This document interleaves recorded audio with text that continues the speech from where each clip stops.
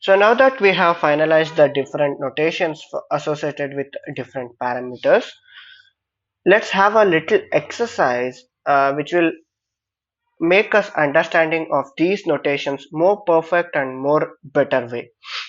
So as mentioned before, the X or the X stands for the input of the given neural network.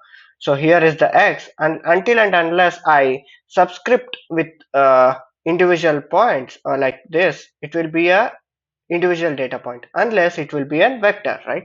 So X here representing the input, the only one input, that's what we can say it, like x1 represent one input, and with, since it is a matrix, it consists of number of rows and columns, right?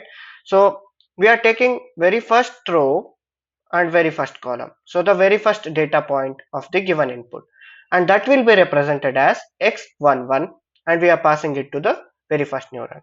Similarly, x12, x13, x14 and x15. So these are all the different inputs passed to the input layer. Now, what would be the weight associated with the connections between the input layer and the very first layer?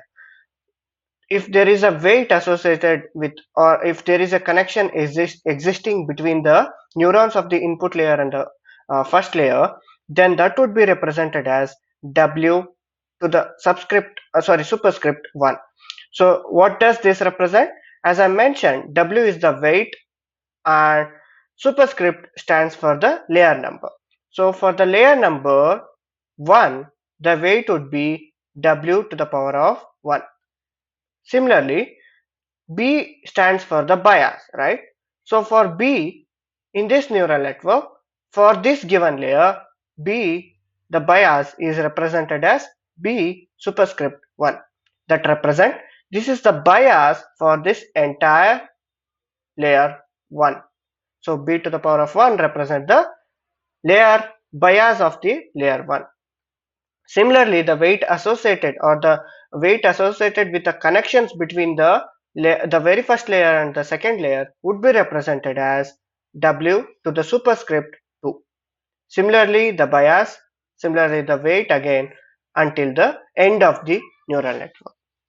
So here we have a little exercise in identifying proper notations or individual notations of the given neurons or the given neural network. So these are all the matrices which we have just identified. But what will be the individual data point, or what will be the weight associated with the individual neuron? So all those things we will have in this particular exercise. So moving to that, so the very first one would be this letter E. So what would be this letter E? Since it is coming from the 1, 2, 3, 4, fourth neuron.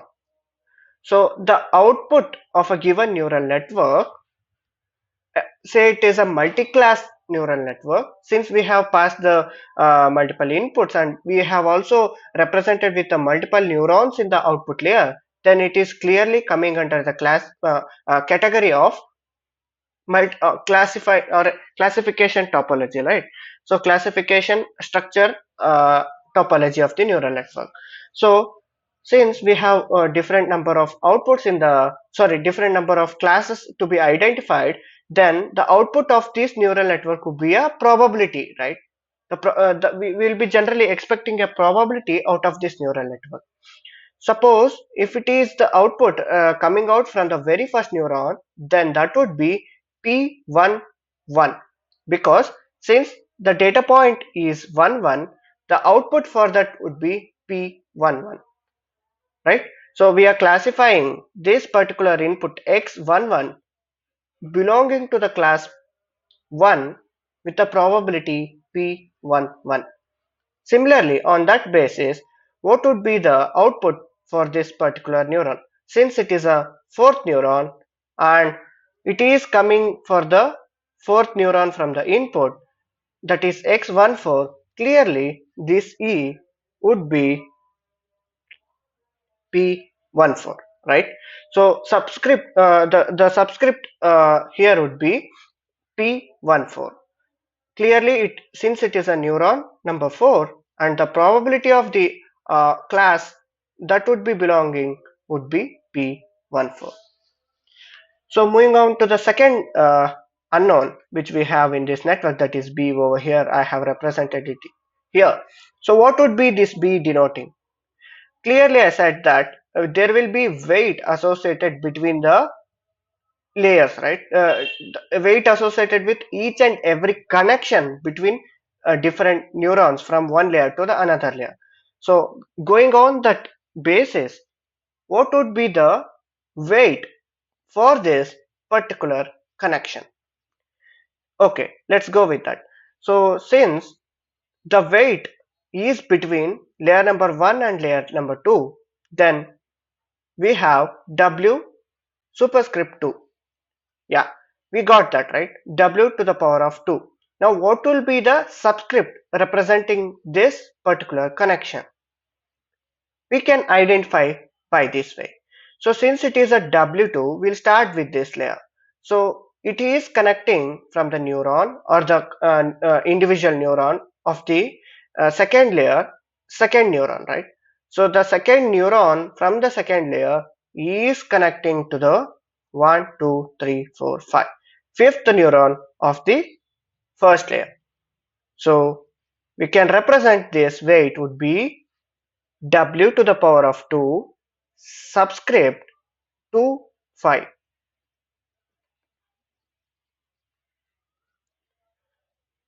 right? So clearly we can able to denote that in this manner. Since we have followed a thumb rule, what is that the weight would be between these two layers would be W to the power of 2.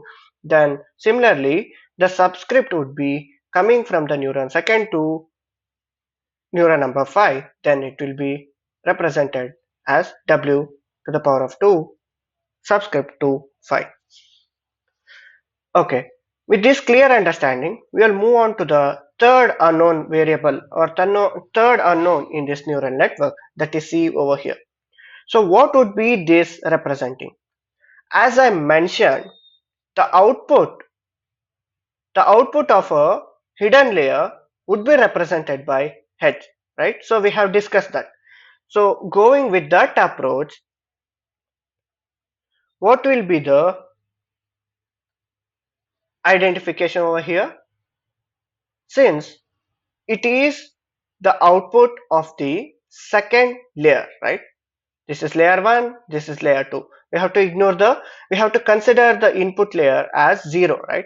0, 1, 2. So layer number 2, output of the layer 2 will be represented by h to the power of 2.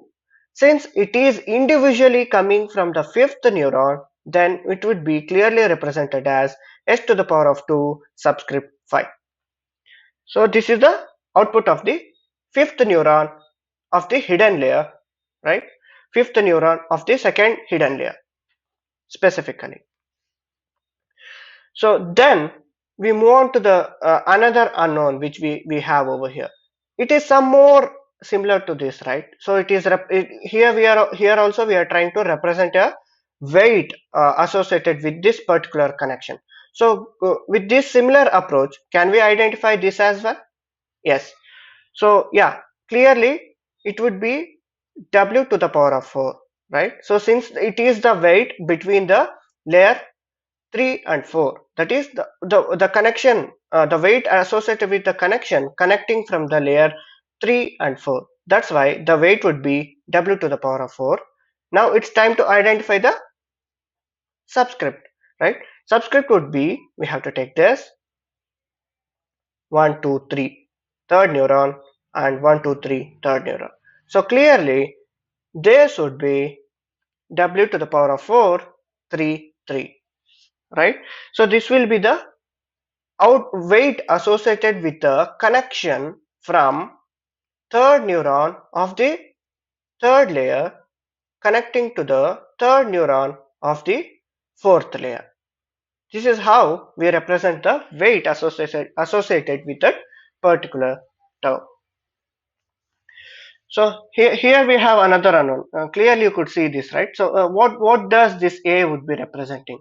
Clearly it would be a neuron, right? It would be a neuron present in the third layer, second neuron. So this is just a gross identification of a neuron in a given layer. So clearly by this we have a better understanding of the denotion or denoting a particular parameter in a given neural network. So by this we have covered all the notations which we have discussed in the previous session, that is weight, bias, outputs, probabilities, inputs, etc. So by this we have covered the all the parameters which are present in the given neural network, and also the notations and how to denote individual uh, parameters values in this form. So in the next session we will be summarizing with the final concept of activation functions. So we have already studied different types of activation functions, that is, one would be the softmax function and other one would be sigmoid function. So now we will try to discuss more on these two functions and study in a parametric wise. So how those activation functions will result, or how they actually compute based on these parameters and the hyperparameters.